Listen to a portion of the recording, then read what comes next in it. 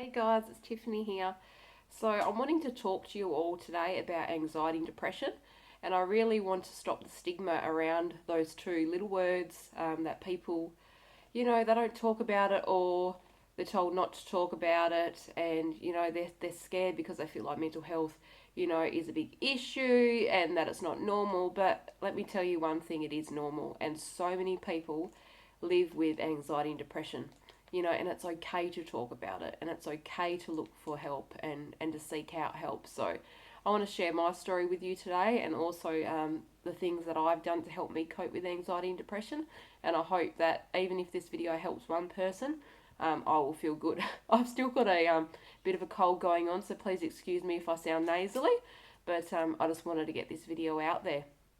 So, Beyond Blue, if you have a look at that website, it's a really, really good website. It actually goes into statistics, and it says about 45% of people will suffer with a mental illness in their lifetime. Now, that is a huge number.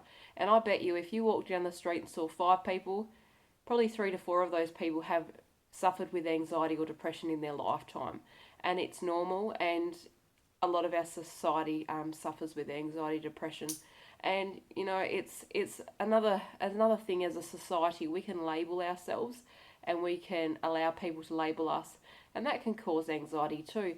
I mean, look at magazines, look at the news. It doesn't help us in any way, and it can also trigger anxiety and depression. So, first off, I want to share with you my story, and then I'm going to go into ways that have helped me cope with anxiety and depression. Now, there might be a magic cure out there, but I don't believe so. I believe that there's ways that can absolutely 100% minimize our anxiety and depression, and there's ways that can help us, let's say, live in harmony with our anxiety and depression, and that's what I've done with my life. Now, to be 100% transparent and honest with you, it hasn't always been like that. It's taken me a long time to learn these techniques, and stop victimizing myself and calling myself a victim. So, when I was a young girl, I was molested, not once, quite a few times. And growing up, I didn't talk about it. I didn't think it was normal. I blamed myself. All of those things as a little girl, a little girl's head, I thought I was the one in the wrong, and I was doing something naughty because I was told by that person at that time that I can't tell anyone. And I didn't. I didn't for years, and I didn't end up talking about it till I was a teenager. And since growing up, I've been quite open with speaking to people about it and talking about it. And I didn't get help for that till much later in my life. And that obviously caused a lot of anxiety, a lot of depression. But I want you, if you've had any trauma in your life, I want you to stop calling yourself a victim. You are a survivor. If you're watching this video right now, you need to stop labeling yourself as a victim. I am a victim of. I am a survivor of. And that's a huge thing, and that's impacted my life hugely because I don't no longer look at myself as a victim. I survived that, and I'm here today.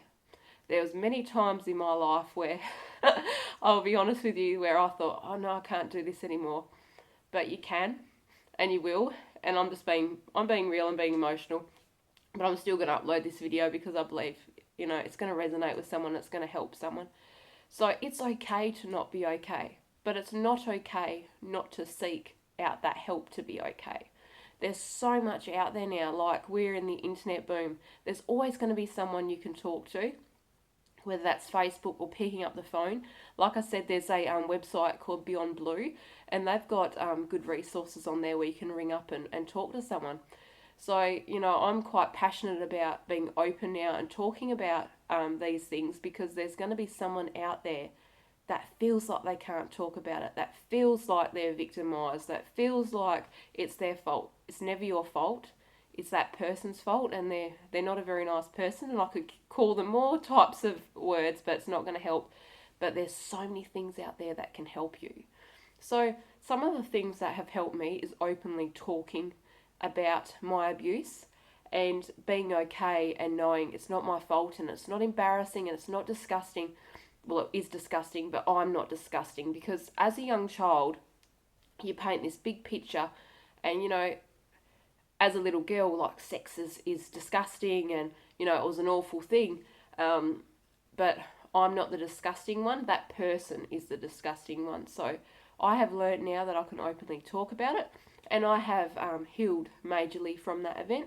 Yeah, there will be things in my life that may trigger a bit of, let's say, post-traumatic stress, but I have learned ways to help me cope. So some of those things, like I said, is talking to someone, so openly talking to my partner about it. Um, Meditation has been a huge one. I've absolutely loved yoga, and I was one of those people that would sit up in bed and just wouldn't sleep for hours and toss and turn. Yoga is amazing. I've got to do it more often. I forget and I get lazy, but it just grounds me and it helps me breathe. So really look into that. Now, exercise, that's a huge one. So that ties in with yoga. It gets our good endorphins flowing. You know, when you eat a box of chocolates, you have all those endorphins going. Well, exercise is a free endorphin that we can all do. So I love exercise. I love weight training. And that really helps me. If I'm in a funk and I go into the gym, you know, I'll leave that funk at the door, and it's fantastic. I've got notes here, so if I'm looking down, please excuse me. I'm just trying not to get sidetracked.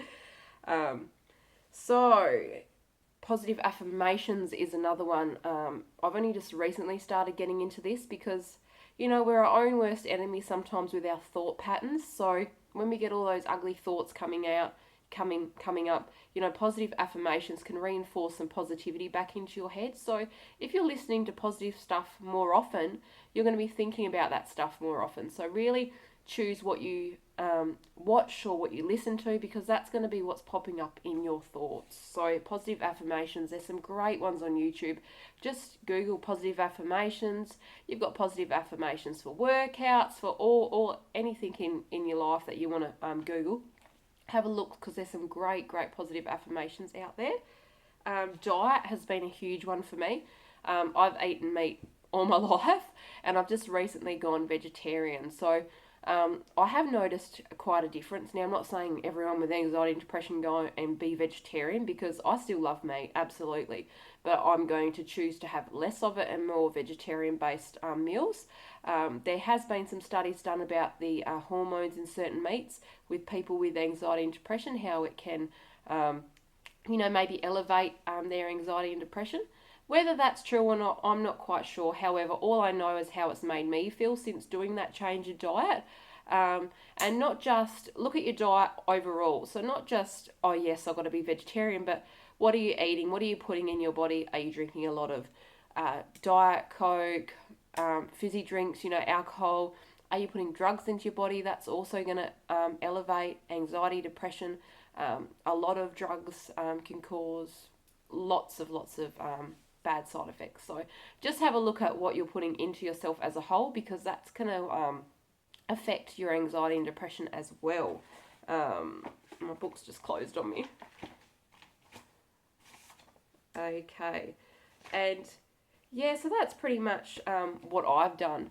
So I just really want to reiterate again that, it's okay not to be okay, guys, but it's not okay not to go and seek help for not being okay. So I really hope that this video has helped someone or resonated with someone, and please know you're not alone. There is someone out there you can talk to, and whether it's a trauma that's happened in your life, or you've just got anxiety and depression, just know that it's so normal, and so many of us have it, and we just have got to find ways to live with it, guys.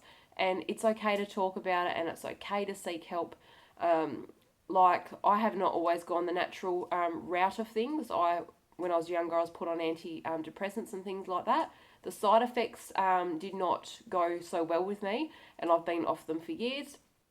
A few months ago, I had quite a downtime, and my doctor suggested that I try antidepressants again, and I did for a few days, but it wasn't good. It didn't sit well with me, and I decided to battle the battle head on, and minimize the things that were causing my anxiety and depression, and talk about it more, because with me, I overthink. So I may think, if let's say my husband's talking to me, I can overthink what he's saying, and if I stop and think properly and tell him how I'm thinking, he can then reassure me and go, no, babe, that's not exactly what I meant, this is what I meant.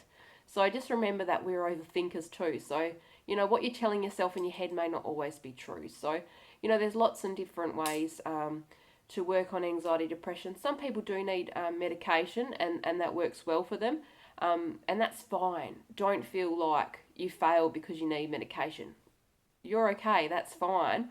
But some people work well with the more natural route. So you just find what works for you.